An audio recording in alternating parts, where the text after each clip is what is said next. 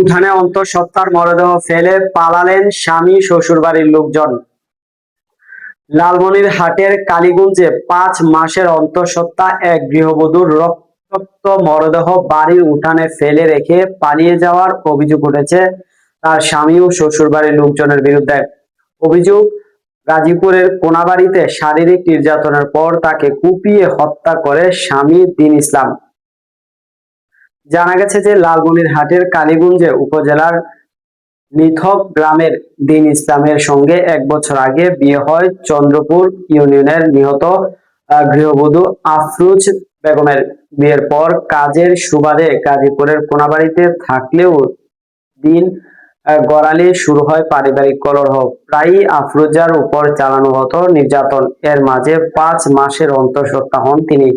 শনিবার ১৫ আগস্ট রাতে বাবাকে ফোন করে বলেছিলেন নির্যাতনের কথা। জানানোর পরপরই রহস্যজনকভাবে মৃত্যু হয় তার। পরে সোমবার ১৫ আগস্ট সকালে একটি লাশবাহী গাড়িতে আফরোজার রক্তাক্ত মরদেহ স্বামীর বাড়ির উঠানে ফেলে পালিয়ে যান শ্বশুরবাড়ির লোকজন। খবর পেয়ে কালীগঞ্জ থানা পুলিশ গিয়ে মরদেহ উদ্ধার করে সুরতহাল প্রতিবেদন প্রস্তুত করে। মরদেহের সঙ্গে ঢাকার একটি বেসরকারি হাসপাতালের চিকিৎসাপত্র পাওয়া গেছে। সেখানে মৃত্যুর কারণ হিসেবে বিষপানে বলা হলেও নিহতের শরীর জুড়ে নির্যাতনের স্পষ্ট চিহ্ন রয়েছে দাবি স্বজনদের। পুলিশ জানায় যে ময়নাতদন্তের রিপোর্ট পেলে মৃত্যুর প্রকৃত কারণ জানা যাবে। দর্শক, সাবস্ক্রাইব করবেন, লাইক করুন, শেয়ার করুন, কমেন্ট করুন।